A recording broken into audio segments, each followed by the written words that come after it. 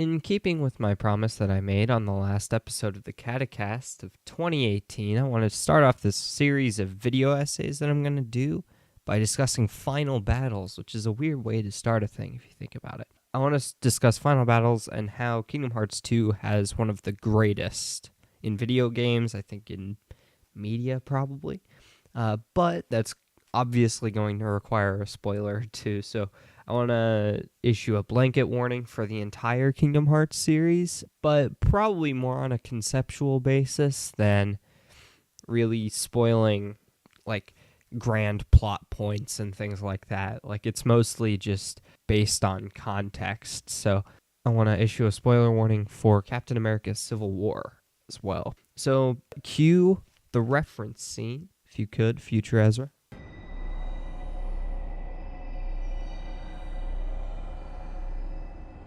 Heroes from the realm of light. I will not allow it to end this way. Not yet.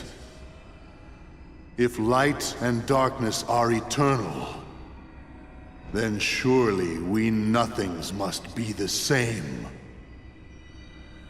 Eternal. You're right. Light and darkness are eternal. Nothing probably goes on forever, too. But guess what, Xemnas? That doesn't mean you're eternal. No more eternal than that radiance of yours.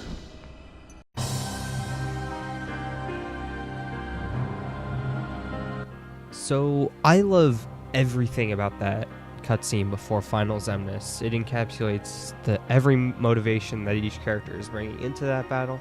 Xemnas' talk of nothingness being quote-unquote eternal, and his extremely menacing line, "No more eternal than that radiance of yours," is opposed excellently by Sora and Riku's determination, as all they want to do is defeat Xemnas and go home. The latter of which is something they aren't even guaranteed anymore, really, by the time that scene rolls around. It's a really well set up scene that leads into one of the greatest final boss fights in video game history, which brings me to my key rule for making a great final battle, which is that the final confrontation should be well removed from the central conflict of your story, while not cutting all ties to said conflict. So in order to sort of bridge that gap, because I think that's kind of a weird thing to say, that like, oh, your final battle shouldn't really be part of your central conflict in your narrative. That's kind of a weird thing to say. So where am I getting that from? I want to jump over to something entirely different from Kingdom Hearts, Captain America Civil War. So if I were to ask you what is the main conflict of Captain America Civil War, you could actually come up with a lot of answers, right? It could be anything from Bucky and Cap's relationship to Bucky versus his relationship with Iron Man. You could go from that to the political stuff, to the in-universe stuff, and really I'm focusing on the in-universe conflict of Tony Stark and Steve Rogers, and how their core beliefs come to a conflict in how superheroes should be governed. And that drama really all sort of swells and comes to a head in the excellently done airport battle, which I think is a spectacle that is really only matched by Infinity War at this point in 2018. But there is a battle after that airport battle, right? The final battle in Siberia after Stark learns that the Winter Soldier killed his parents. The setup for this battle is extremely well done, with the dodge of, the special agents, that the 5 Winter Soldiers are all dead. Zemo killed them.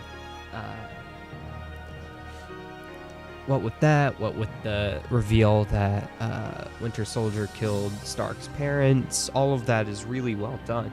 But what makes it interesting from a sort of what makes a good final confrontation standpoint is that it feels relatively removed from the central drama of the film.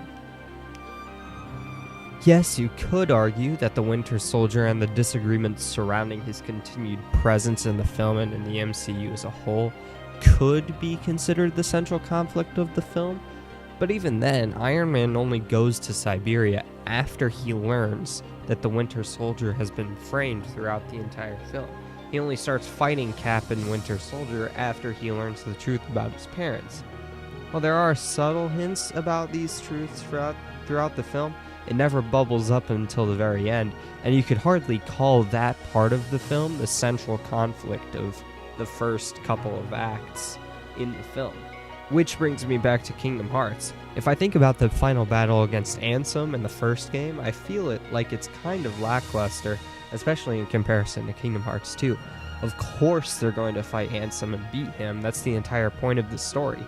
While Ansem is a shadowy figure for most of the game, I would say the central conflict in Kingdom Hearts 1 is the fact that darkness is spreading and swallowing the worlds, and Ansem is directly responsible for this conflict.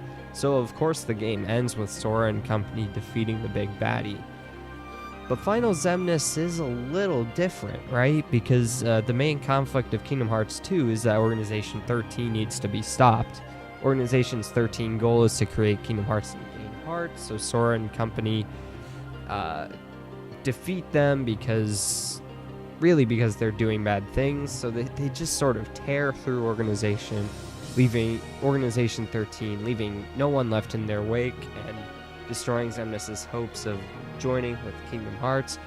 And after the quote-unquote final battle with a really cool distorted city set piece, and epic music, and cool quick time events, and all sorts of other cool things I can't even name, the game kind of fakes the player out by making it seem like Xemnas is really defeated by sending him off in a similar way to other characters that have been defeated previously, and they were permanent. So the game fakes you out, and then just as the main characters are about to go home, Xemnas attacks Sora and Riku. So then Sora and Riku have to fight to survive against Xemnas' arsenal, leading into the scene I played at the very top of this video. What makes all of this so effective is that Sora and Riku have already sort of won at this point, right? Even if Xemnas were to defeat them, presumably Xemnas' plans had been damaged to the point of having to start practically from scratch. This is sort of retconned later in Dream Drop Distance, but that's a whole nother story. Meanwhile, Sora and Riku really just want to go home, right? They don't have very much of a stake in this fight. Xemnas is really just sort of a roadblock to them, because and that's sort of why I think that cutscene is really effective, because it presents Xemnas as sort of an ideological figure, and he has these goals that he's going to try to get through no matter what. Whereas Sora and Riku just want to defeat Xemnas as quickly as possible and have no shame in telling him that they will defeat him. But guess what, Xemnas? That doesn't mean you're eternal. And then a really cool final battle theme starts playing while a really cool final fight begins with really cool quick time events and even a short segment where you get to play as Riku.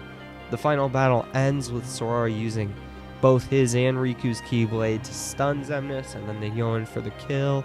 Xemnas fades away, and Sora and Riku are left to fight an enormous amount of nobodies as the final cutscenes of the game start playing. What makes the ending of the final battle so effective is that it didn't solve all of the problems. In fact, when the battle ends, Sora and Riku barely talk about Xemnas at all.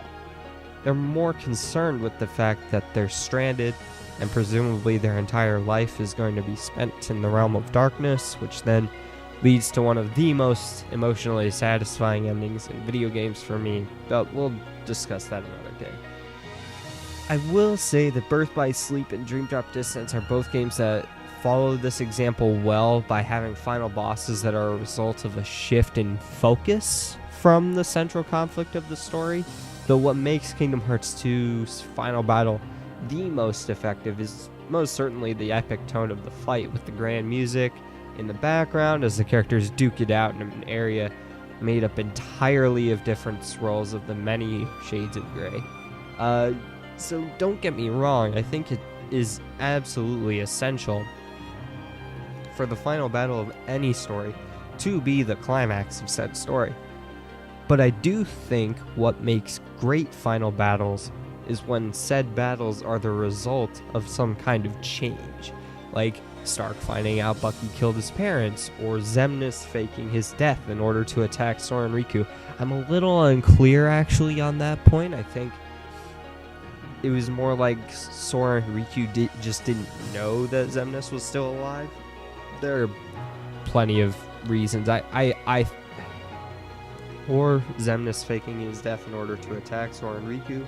Heck, probably my favorite fight in the entire Kingdom Hearts series, Riku versus Roxas, happens partly because Roxas's motivations shift radically at the end of 358 Days Over 2. With Kingdom Hearts 3 only a month and 10 days away, I can only hope that the game has a similarly effective final battle.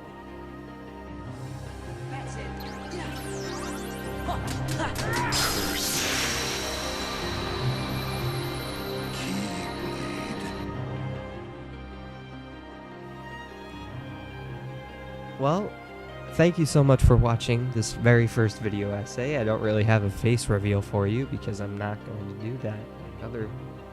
Other video essayists, or I don't know what they're called, like other video essay people do, Nerdwriter1 especially. I would credit him as sort of an inspiration for this format.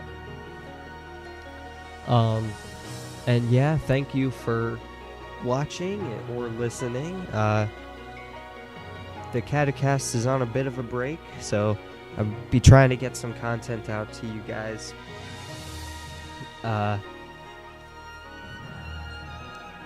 over the 6 weeks that the semester is in. So please subscribe, hit that like button. That's right, I'm a YouTuber now, I guess, so we have to say those kinds of things. What else is there?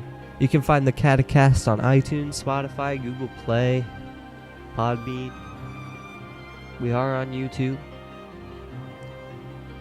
iTunes, Spotify, Google Play. I think I got all of them. Yeah. Yeah, thanks so much for watching. I'll see you next week with a video essay on Daredevil. Theoretically. Actually,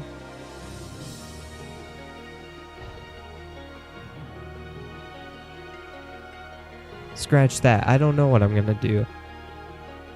The one on Daredevil is gonna be a lot more complex, so I don't know. But we'll get there. I'll see you next week with another video. It might not be an essay, but I will have another video for you guys. So stay tuned for that. It'll probably be a little longer too, so be excited. So yeah, thanks for watching, and I'll see you later. Bye.